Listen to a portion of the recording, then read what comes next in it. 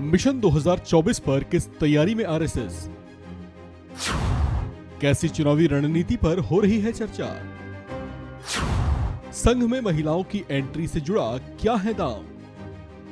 हरियाणा के पानीपत में राष्ट्रीय स्वयंसेवक संघ की 3 दिवसीय प्रतिनिधि सभा चल रही है। इस बैठक को कई मायनों में बेहद महत्वपूर्ण माना जा रहा है। अब जबकि कुछ ही सालों में संघ के गठन के 100 साल पूरे होने जा रहे हैं, उससे पहले इसके विस्तार को लेकर कुछ बड़े फैसले जल्द लिए जा सकते हैं। चर्चाओं के मुताबिक संघ में बहुत जल्दी महिलाओं की एंट्री हो सकती है।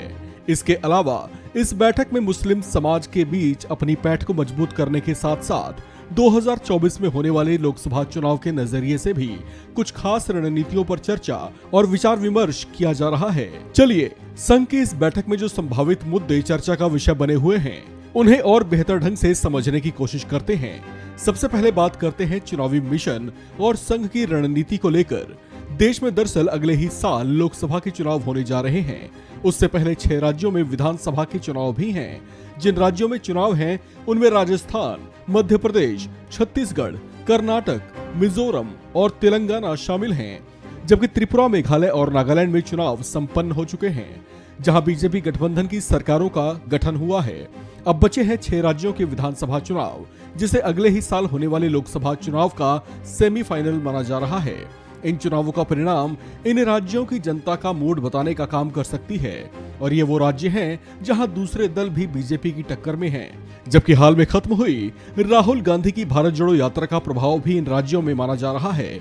इसी वजह से कहा जा रहा है कि संघ रणनीतिक तौर से बहुत सोच समझकर कुछ चुनावी नजरिए से फैसले कर सकती है। बीजेपी में शामिल संघ के नेताओं की भूमिका में भी संभावित फेरबदल किए जा सकते हैं।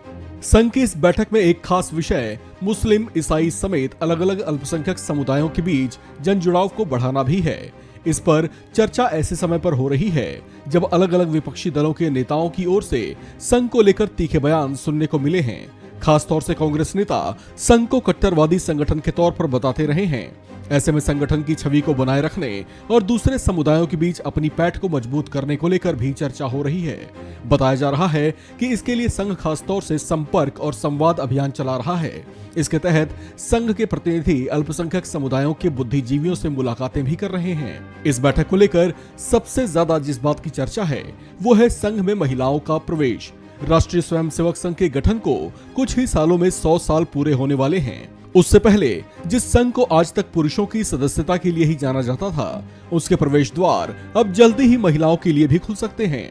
इस बात के संकेत खुद संघ के सर कार्यवाह मनमोहन वैद्य ने दिए हैं। उन्होंने अपने एक बयान में बताया कि संघ की लगने वाली शाखाओं में महिलाओं को भी जोड़ने पर विचार किया जा रहा है। दरअसल ये चर्चा तब उठ खड़ी हुई है जब संघ पर दकियानूसी होने और महिलाओं को लेकर अलग नजरिया रखने के आरोप लगते रहे हैं। लेकिन ऐसा लगता है कि संघ अब अपनी सदस्यता और शाखाओं में महिलाओं को प्रवेश देकर ऐसे आलोचकों का मुंह बंद करना चाहता है। इस खबर में फिलहाल इतना ही। बाकी अपडेट्स के लिए बने रहिए वन इंडिया हिंदी के साथ।